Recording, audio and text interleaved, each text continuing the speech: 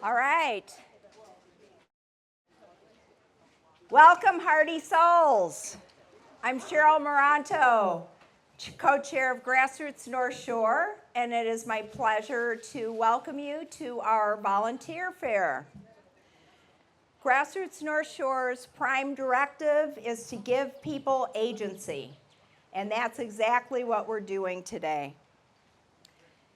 It's hard to believe that it's been only 5 months since Trump was sworn into office. With new horrors happening virtually every day, it's natural to feel overwhelmed and hopeless. Some will choose to look away. Some will pretend that if they just ignore what's going on, they'll be okay. Or worse, acquiesce and decide that there's nothing that they can do. Therein lies the path to authoritarian takeover. We are not going to let that happen. The best antidote to hopelessness is staying in community and taking action at the local level. That's why we're here today. We're showcasing 5 local organizations who do amazing things to make our communities safer and healthier and stronger. We have the Wisconsin Conservation Voters, Voces de la Frontera, WAVE, the League of Women Voters of Wisconsin, and We Got This. A representative from each of these groups will be speaking to you shortly, and then we'll invite you to go to their tables and learn more about what they do and how you can get involved. But to set the stage and kick us off, we have Dr. Robert Craig, Executive Director of Citizen Action of Wisconsin. As you know, it promotes activism and accountability in the areas of healthcare, justice, climate, and energy. So, without further ado, Dr. Craig. Okay, good afternoon, everyone. I think I'll count you as the vanguard, being out here in these conditions. We've had snowstorm events at Citizen Action. This is the opposite of that. And we don't have a table, but our new Southeast Wisconsin organizing co-op organizer, Ruben Aquino, right over there, is a free-range organizer. So talk to him if you want to get involved in our healthcare and climate work, which I'll say a little bit about, but I want to honor the idea here of speaking to the broader context. So we do live in interesting times. You've heard the adage. And that means we have more responsibility than most. We know that, as Cheryl was just saying, democracy, liberal democracy is greatly threatened, and there are more outrages against it every day. In addition, we live in a climate crisis, and that is partly why it's so hot today. That is the greatest turning point in human history. And in fact, we have 5 years to cut emissions in half if we're not going to have far more repercussions. And we know that the illiberal democracy that is in Washington is moving the opposite direction. But Cheryl's right and Grassroots North Shore is right. It all comes down to average people. So let me say a little bit about context. We can talk about the immediate, like what are the threats now? What do we need to resist now?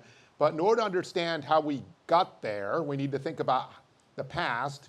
How did this develop, and what was the role of not just MAGA folks, but of Democrats and liberals in that? And then thinking forward, we can't just be in the moment. What are we trying to build? And of course, that is informed by the present and the past. And so I just want to say that in many ways, the crisis we face has to do with the failure of democracy at a number of levels. It stopped delivering for people, I would say about 50 years ago, when the lives of working people and low-income people got worse and worse. And there wasn't a real commitment anymore like we had in the 30s and the 60s to achieving something higher, something where everyone was included, everyone had rights, and everyone had equal opportunity. That we lost our way that way, and Democrats And liberals were part of that, though obviously the right was a huge factor. But that means that part of the cause is democracy not delivering for people, their lives getting worse, not getting access to health care, housing being unaffordable, utilities being unaffordable. All of the things that led a lot of working class people to leak towards authoritarian populism in the last election. And so we need to re-earn their trust by actually delivering. But a second way that this happened is that I think in our large-scale democracy based on television ads and massive political spending, that we lost connection to the real heart of democracy. Voting's just the beginning. The heart of democracy, back to the early part of this country, and all international observers that described this country early on, was tons of involved people, local networks of people, deciding what to do, building power together, and actually being the intermediary between the broad public and power and decision makers. And by all measures, there's very good research on this. Robert Putnam is one of the leaders of this. People joining and being connected to each other has been in great decline since about the 1970s, and that's continued. And so that's why getting involved in the grassroots North Shore, the other groups here, Citizen Action Wisconsin, is critical. It's the only way. It's not about coming out with a better tagline or bumper sticker that's going to reverse everything. This is people coming together and building power together and thinking about what is required in this moment. What do we need to do? And in fact, these movements, they create leaders. We can't just be waiting for leaders. Now, we have a crisis right now in leadership, in that we have what I would call a liminal state of democracy. It's some in-between position. This isn't going to be the end point, where some of the features of democracy are still there. We still have elections, right? We still have courts. They're becoming less effective and less successful.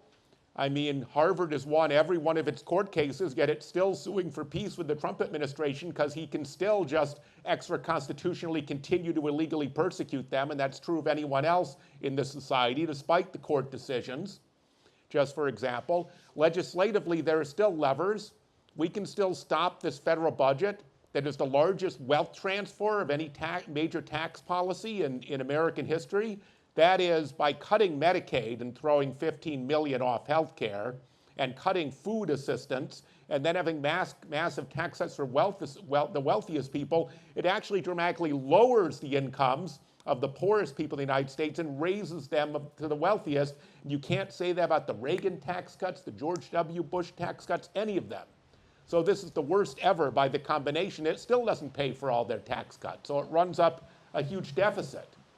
So they still have to pass it through Congress, and we've been at Citizen Action leading the fight on Medicaid because this is highly unpopular, and there's a chance they won't be able to do it, just like they were unable to repeal the ACA. So we do need to keep filing lawsuits. We need to fight legislatively where we can, but we also need to understand that the rules have changed and the usual levers and mechanisms are becoming less and less effective every day with the onslaught.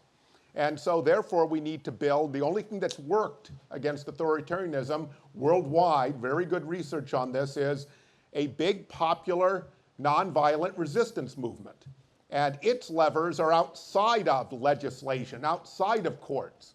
And what's positive is it doesn't mean convincing your MAGA uncle that he's wrong, what he's hearing in the blogosphere, what he heard on Rush Limbaugh back in the day, right? Because there has been no regime since 1900 that has been able to survive 3.5% of its population being in motion, constant motion against them.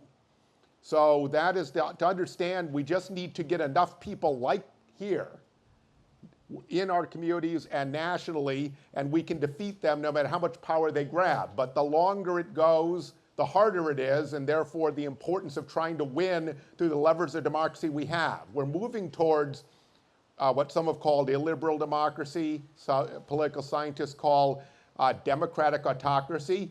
It's like Hungary. What it means is there are still elections, so there's the appearance and trappings of democracy, but they don't matter.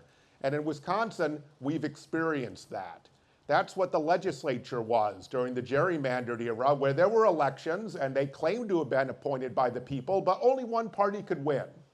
That's what you would go to, and we don't know. We have to keep fighting voting rights, because in 2026, they would love for that election to be like that, to be like elections for legislature in Wisconsin over the last 12 years, before the fairer maps.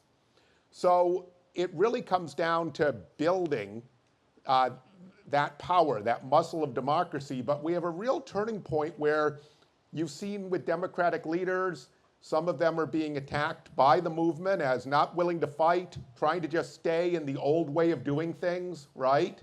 And what happens is movements change leaders, and they change what is required of leaders. We really are in a situation where we need our elected leaders to fight differently, to be bolder than they've been. And we've seen that was at the national level. There's tremendous pressure on the top elected national Democrats for not doing that. It's coming at the state level. There's a bunch of groups, Citizen Action, We Act, the Teachers Union, Wisdom, Wisconsin Public Education Network, the child care providers, We Can, that have come together to try to put pressure on Governor Evers not to sign another damaging Republican budget that underfunds our public schools chronically, that doesn't expand Badger Care, that doesn't deal with the child care crisis, and to ask him to fight, to veto it and have a big showdown with them and let the public know what it's about. And that's been hard work. He is not committed to doing that, but that is the state level equivalent, but you need organized people to do that. And that's what we have been doing with the groups I mentioned and the Teachers Union, We Act, that I mentioned. So we need to do that writ large in every issue area, but you should also join groups that are connected to local communities that are an important issue. There are so many issues here. It needs to come together more broadly, but choose what you're interested in. But it needs to be face-to-face, where people are debating how to go forward, discussing, analyzing what's going on. So it can't just be that you send a check or that you look at some things online. That's part of what's happened with the decay of democracy. We've had a lot of what you would call post office box groups that raise a lot of money, but no one knows how they make decisions and no one's really connected to them. That isn't the same as people that coming together in their local communities and fighting for these things and finding fights we can win, while also pointing towards a long term where we actually have to have the power of it. We have to show democratic government can have the power to resolve the climate crisis, to make everyone have a chance to live the American dream, to answer all of the problems we're having on healthcare, on housing. And people don't have that faith right now, and rightly so, because by the numbers, democracy hasn't been delivering. And I'll just close with this. People don't remember this that well. Some of you do. This is an educated group, or not remember it, have read about it. It's not that senior a group. In the early 1930s, there were a lot of leaders in this country who didn't think democracy could resolve the Depression. It had totally failed under Herbert Hoover. Fascism was rising in Italy and Germany and Spain, right? And in fact, there were major opinion leaders that were urging Franklin Delano Roosevelt, when he took power in 1933, to suspend Congress, because there was no way that democracy could solve the problem. And the underappreciated achievement, the New Deal, was that he didn't do that. There was a lot of pressure to do that, and he showed democracy could deliver. And so we need to do that again. It wasn't just about stopping authoritarianism. It was about making democracy be a viable option for average people. And that built the largest middle class in world history, a massive union movement. Everything that came in the post-war era came because FDR and people behind him decided they were going to show that democracy could work. And not only did the most influential pundit of that time, Walter Lippmann, who was much more influential than anyone you could name now, he was dominant, urge him to do otherwise. There was even, William Randolph Hearst had a movie made called Gabriel Over the White House that was about a president suspending Congress and saving the country. That was a mass release movie. So we've been there before, and we've shown it can work. This will be different. This needs to be a much more multiracial democracy. That democracy didn't since it didn't include black and brown people, actually accelerated racial inequality, one of our biggest problems. But just the idea that we need to build a movement that can create a democracy that can deliver for people and show that that is the best option. And that is where we are. I will just say this. that liberal democracy as a term generally means simply you believe in a democracy that protects minority rights, constitutional rights, that there are fair processes, that tries to move over time towards a universal ideal, right, of everyone having rights and everyone having access to the American dream, as imperfect as it's always been at every time in our history. One problem has been that liberal democracy has become defending a status quo that people are unhappy with. And so what we need to think about is a transformational liberal democracy that is dissatisfied with the number of people who don't have health care, with the number of people who can't afford decent housing or food, with the massive racial inequality we have. In Milwaukee, it's among the worst, if not the worst, in the country, rather than just trying to keep things as they are. Because if we are the defenders of the status quo, we lose in the immediate term. We also lose in the long term. Because ultimately we don't solve any of the things, we don't achieve any of the values in the world that we all know that this country and this society and this world requires. So with that, join a group. You're already part of groups, but do everything you can and bring other people in. That is my pitch. So with that, I know we have a handoff. And thank you for being here, everyone. Thank you, everyone, for being here, bearing the weather. Thank you, Dr. Craig, for your great remarks here. My name is Ian Schmidt-Ernst. I'm the Southeast organizer with Wisconsin Conservation Voters. So Wisconsin Conservation Voters, we're a statewide environmental organization working on issues of clean water, clean energy, and democracy. And given days like this, you know we need a little bit more of all three of those.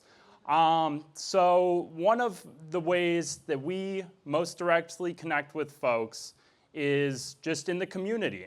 So in the last 10 days or so, I was out in Oconomowoc at the Greener Oconomowoc annual picnic.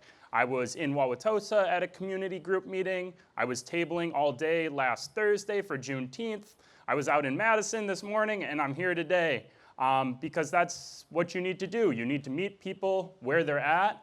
So Wisconsin Conservation Voters is about being in the community to inform our decision making at the state level. So we've got organizers across the state, and our work informs our government affairs staff doing work inside the Capitol, pushing for good environmental legislation. As Dr. Craig mentioned, it's the state budget process right now, and there's been a lot of things that have been cut and a lot of uncertainty about the state budget. We are pretty focused on securing clean water funding in the state budget. So just 2 weeks ago, the Joint Finance Committee actually voted unanimously for over $700 million investment in clean water in the state budget. And I know there's been a lot of bad news in the state budget, but we're very excited about this, and this gets us about 3/4 of the way to our goal of at least $1 billion for clean water infrastructure upgrades for PFAS, lead, and nitrate in the state budget. So we're taking action to contact our legislators, make sure that the environment stays as one of the top priorities in the state budget. I've got postcards, we've got an email template you can send to your legislators. Even if you've got good legislators in this part of town, make sure that you thank them for what they're doing to advocate for the environment and make sure this is an issue that doesn't slip through the cracks in the state budget. And then the other half of our work is we know that to get good policy passed, we've got to get good folks elected. So we're very engaged in election work, the Supreme Court election, and the legislative elections that we've got coming up in 2026. So it's a little bit down the pipe, but if you want to get engaged on advocating for the environment through elections and policy, definitely stop by our table. I'd love to talk with you all. And like that, I'll pass it on to the next group. Thank you so much.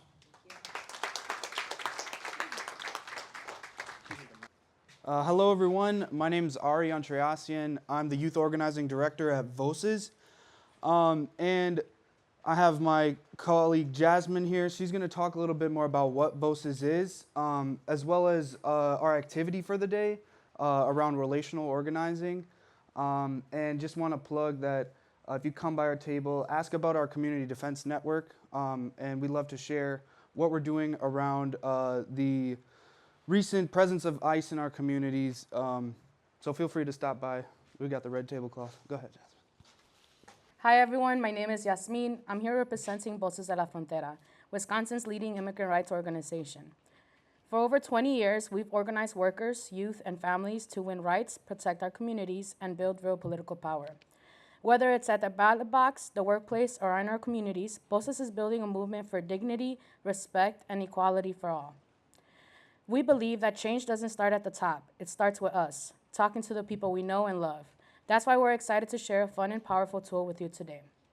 Through our Voceros por el Voto program, we've trained people across Wisconsin to organize within their own families and communities. In recent elections, our Voceros helped turn out tens and thousands of Latino and youth voters. Using Empower, our Voceros por el Voto program helped tip the scales where margins were slim. More importantly, this approach helps to build community leadership and strengthen our networks. At our table today, we're offering a fun and creative way to get involved, a relational organizing bingo, challenge using the Empower app. You'll get a bingo card filled with actions like talk to a friend about voting, help someone register, or share the Voces event.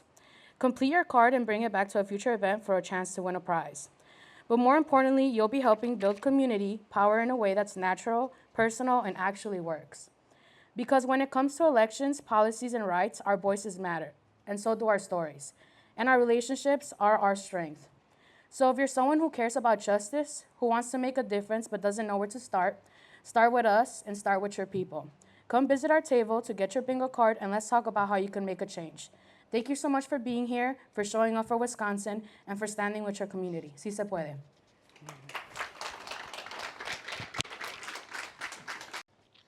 Good afternoon, everyone.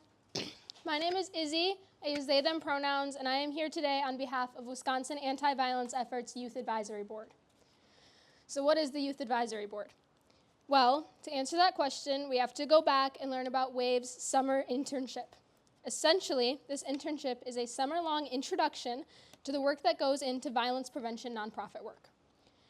You learn what different kinds of gun safety legislation are trying to be passed. You learn what different kinds of gun-favoring legislation is trying to be passed. You learn how to talk to lawmakers in power and how to talk to the community, the most important people in my opinion. Lost my spot, one moment. All of this is geared towards, in my professional opinion, the most influential demographic, the youth. We can't vote yet, so a lot of us feel powerless. We feel silenced. The internship gives the youth that voice, gives us a say in the choices that are being made without our input. So at the end of the first summer internship, the first group of kids didn't want to lose that voice they'd been given. They didn't want to be once again pushed to the back like every lawmaker or adult in power does. So they asked our lovely internship leader, Daryl, if they could continue the work we do in the internship, but year-round. Hence the creation of the Youth Advisory Board. We have finally been given the voice that so many scared, angry teens crave. So why am I up here speaking? Well, at the table right over there live our summer youth interns, and they are kindly asking you all to sign this petition, urging lawmakers in Madison to prioritize gun-saving, life-saving gun violence prevention laws. Gun violence is a scary thing. It is a scary thing that most teenagers in America not only live their lives fearing, but live their lives experiencing on a daily basis. Not always on a large scale, not always on a small scale, but every day we are afraid. And it is creating angry kids, or kids who are so desensitized to gun violence that they feel hopeless and helpless against this area of change. I want to leave you all by talking about what WAVE has done for me. I joined WAVE last summer when my mom sent me a Facebook link to the summer internship. I am a survivor of gun violence, and I have been scared since I became one. With the help of WAVE, I learned how to curate that fear into the voice that I am using to ask all of you to use that anger and fear that you might have with our government right now and choose to peacefully do something about it. I am using that voice that WAVE helped me create to ask you all to sign the petition to prioritize gun violence prevention. Please ask our lawmakers to prioritize gun violence prevention. Thank you all so much for showing up on the hottest day of the year and the longest day of the year, and I hope to see you all at our booth later today. Thank you. Hello, I'm Peggy Creer. I'm Communications Director for the League of Women Voters of Milwaukee County, an all-volunteer organization, some 470 members strong right now. I think most of you know the League of Women Voters. We've been around for 105 years. Founded in 1920, that was the year the 19th Amendment passed, with a mission to empower voters and defend democracy. Our voter registration volunteers focus on citizen demographics that are underrepresented at the polls compared to their population or their percentage of the voting age population. So for more than 50 years, we've been allowed into the federal courthouse after naturalization ceremonies to register new citizens to vote. And we've had a long-standing partnership with the Milwaukee Elections Commission and MPS to have a very robust program with area high schools to conduct voter registration drives there. The voter registration drives are student-led, and Judy, sitting front and center there, Judy Wynn, is the head of that program. So that program has grown over the past several years, so we now have relationships with over 70 high schools in the area, so well beyond MPS. We know that younger citizens vote at much lower rates than older citizens, but we also know that when you can engage students or young people to vote as soon as they are eligible, they're much more likely to make it a habit. So our team has helped register about 1,000 seniors every year, and we were thrilled in late 2023 when the MPS school board passed a resolution with a goal that they would help every eligible senior register to vote before they graduated high school. And we are working with them to make that a reality. This is a very rewarding volunteer gig, and we need help. These events, as you can imagine, mostly take place during the school day, during the work day, so we need people who are available then. And for those of you who register voters, and I know there are a lot of activists out there, you know that students face some special hurdles when it comes to their ID and proof of residence requirements. And we have a very good training program that enables our volunteers to help students through that. And you can see Judy afterwards about volunteering for that and getting hooked up with the online training. I just want to say a few words about the League and its nonpartisanship. When we say that the League of Women Voters is nonpartisan, we mean that we never endorse or oppose a political candidate or a political party. We've taken a lot of flack over the years, more so recently, for our nonpartisan issue advocacy. We advocate for public policies that serve the public interest and uphold the principles of a representative democracy. So when we advocate for issues such as fair voting maps or reproductive rights, we don't consider that partisan at all. Issues are not partisan. So we're very careful about the activities we engage in and the company we keep. And all of this is by way of saying that you know things are bad when the National League of Women Voters declares that the United States is facing a constitutional crisis. Gloves are off, and it's not something you think of the League of Women Voters doing, but anyone who's taken a high school civics class can see it for what it is. So in response, the National League has launched an initiative called Unite and Rise 8.5 in order to promote civic engagement for 8.5 million people, in hopes of strengthening our democracy. And the 8.5 million comes from what Dr. Craig was talking about, 3.5% of the adult population of the United States. So the League was at the No Kings rallies, but our signs were not partisan. They weren't anti-president, they were pro-democracy. The sign I made said, "I heart First Amendment freedom, speech and assembly." So we are very happy to join with all of the groups that are here to promote civic engagement in hopes that our democracy will stay strong. Thank you.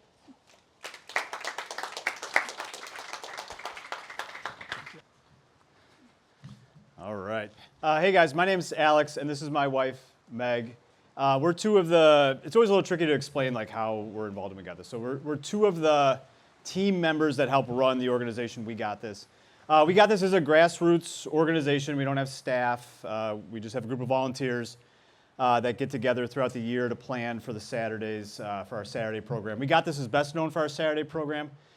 This year we're projecting to give out $35,000 to kids for making their neighborhood a better place to grow up in.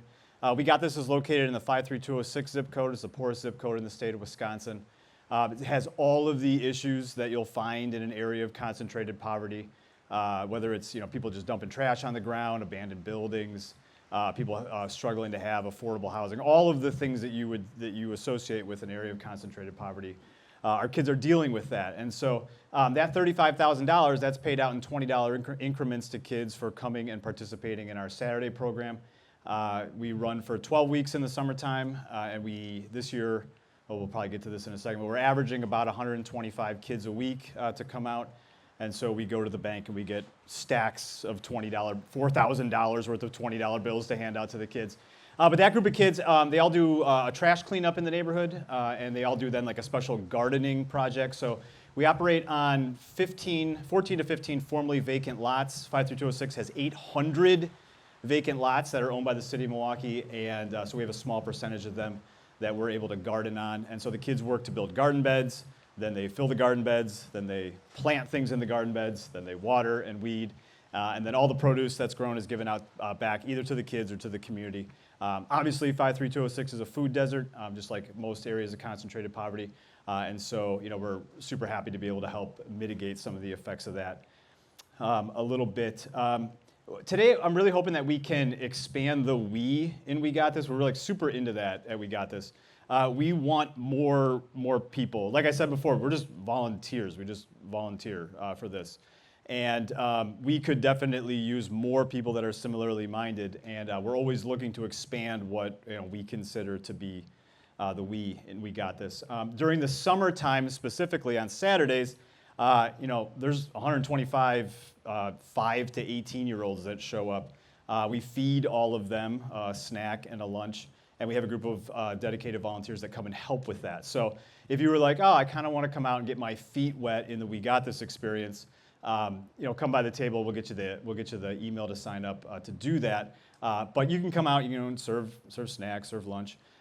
Everyone here is welcome to come out any Saturday up until the end of August from 8 to noon and just join a group. So if you want to do neighborhood cleanup with a group, we have 2 shifts of neighborhood cleanups because every kid walks around with a bucket and a trash picker. And we don't have 125 buckets and trash pickers. We have half of that. So we have 2 shifts. You can come out, you can do trash cleanup. But we're also, when I talk about expanding the we, I know that this group of people has special skills and abilities, and you guys know how to do things. We would love to continue to incorporate more and more of that into our programming.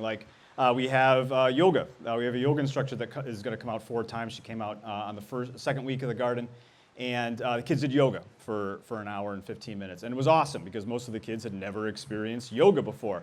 And so we get 35 kids to do yoga on the side of La Follette Elementary School. Pretty cool experience for them. But if you know how to fix lawnmowers, we have a lawnmower crew that goes out and cuts the grass in the gardens. And if you know how to maintain or fix a lawnmower, or you have special landscaping experience, we'd love to have you come out. And so when we talk about expanding the we, it's really what are the people that are interested in being a part of the organization also interested in and know how to do, and folding that into our programming. So you can be a part of the lunch crew. You can join a group just really at any time. Like I said, it's 8 to noon.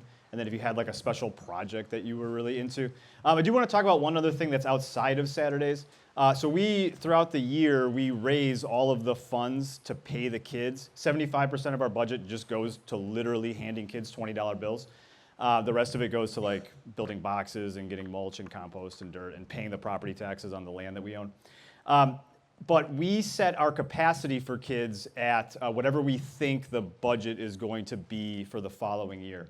And so when we met in November, we said, okay, we're going to be about 125 kids a week, which is the first week we had 110.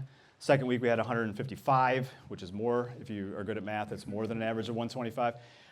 And this past Saturday, we had 135 because I screwed up the entry system again. But we ended up turning away about 30 kids. So kids start lining up to work in the garden about 6:30 in the morning is when the first four kids showed up.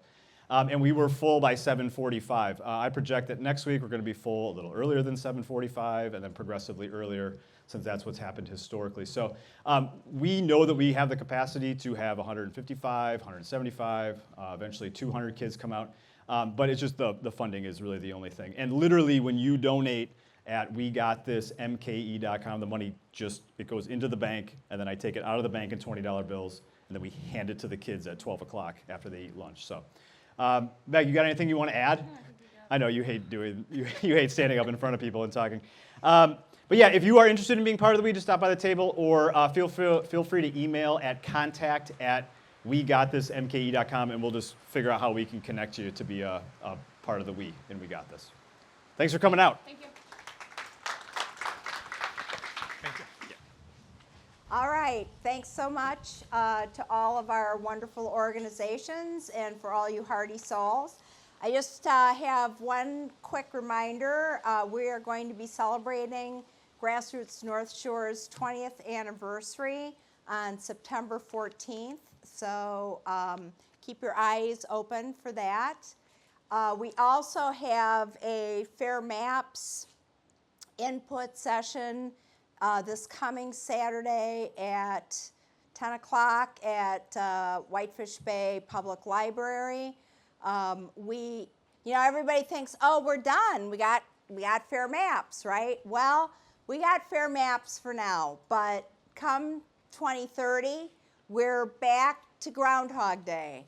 So we need to get first legislation that requires a nonpartisan redistricting process, and then ultimately we want to get a constitutional amendment so that we don't have to keep fighting this every 10 years. So if you want to learn more about our draft legislation and want input into the process, please come to the library on Saturday.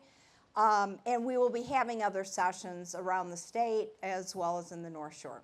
So now it's time to go over to the tables and talk with our wonderful representatives. Thanks again for coming. Have a great day.